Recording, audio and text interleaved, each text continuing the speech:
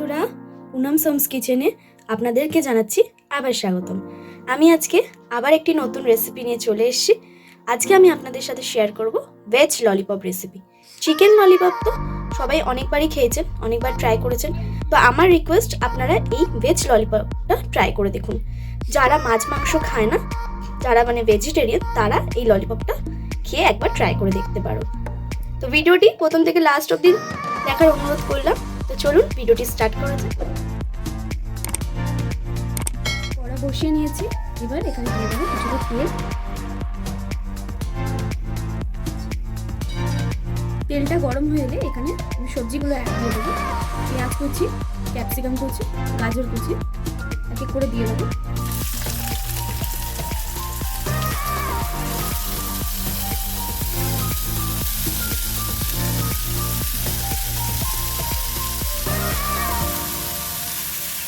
দিয়ে দেবো কড়াইশুঁটি। সবজিটা তাড়াতাড়ি ভাজার জন্য দিয়ে দেবো এখানে নুন। আবার ভালো করে নেড়ে নেব।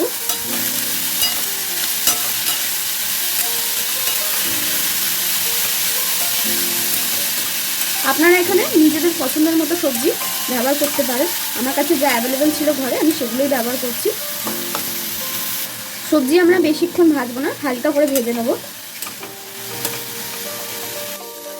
সবজিটা আমার ভাজা হয়ে গেছে, হালকা করে ভেজেছি, তাই 5 থেকে 6 মিনিট লেগেছে। এবার গ্যাসের ফ্লেমটা অফ করে দেবো। 4টে আলু হাফ বয়েল করে নিয়ে এসেছি। এবার এই আলুগুলোকে ভালো করে ম্যাশ করে নেবো।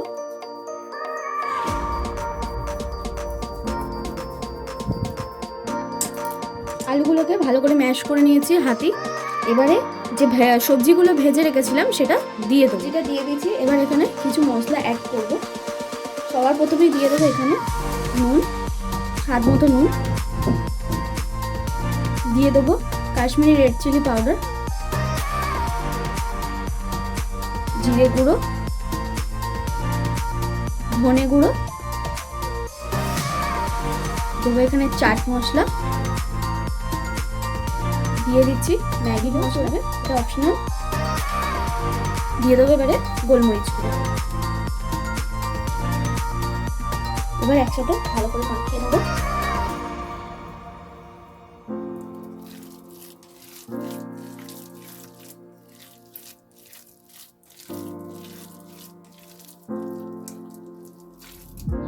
মাখিয়ে নিয়েছি, এবার অ্যাড করব কর্নফ্লাওয়ার।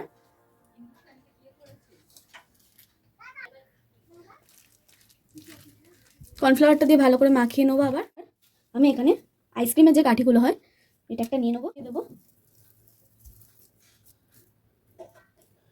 এবার এখানে একটা আইসক্রিম কাঠি দিয়ে দেবো। এরপরে আমরা এখানে একটু বাটিতে কর্নফ্লাওয়ার নিচে এতে একটু জল দিয়ে দেবো।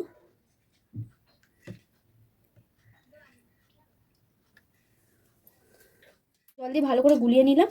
এবার এখানে যেটা বানিয়ে রেখেছিলাম, এতে একটু জল দিয়ে ভালো করে চুবিয়ে নেব।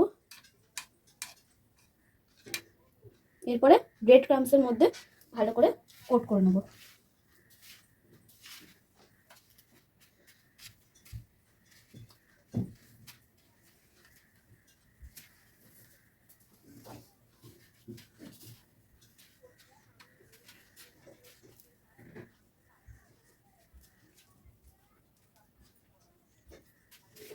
আপনারা চাইলে ডবল কোট করতে পারেন। তো এখানে আমি আবার ডবল কোট করব।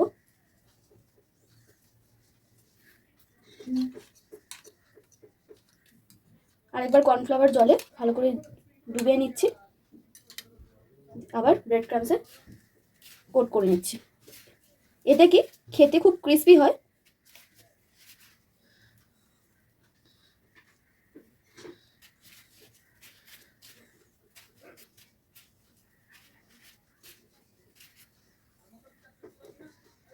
দেখুন, এবার আমি সবকটা করে নেবো এইভাবে। দেখুন, এখানে আমার সবকটা করা হয়ে গেছে।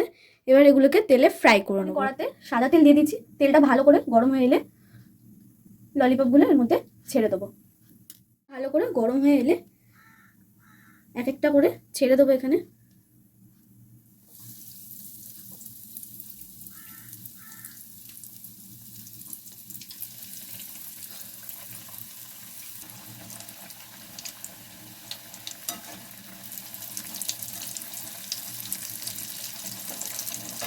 অপর সাইডটা উল্টিয়ে নেব।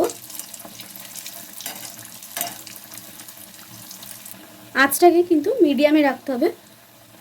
এটাকে আমরা হালকা গোল্ডেন ব্রাউন করব।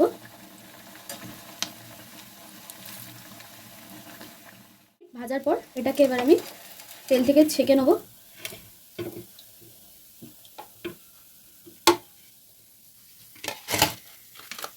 এবার এক এক করে সমস্ত ললিপপগুলোকে ভেজে নেব। এক এক করে ভেজে নেব সব কটা।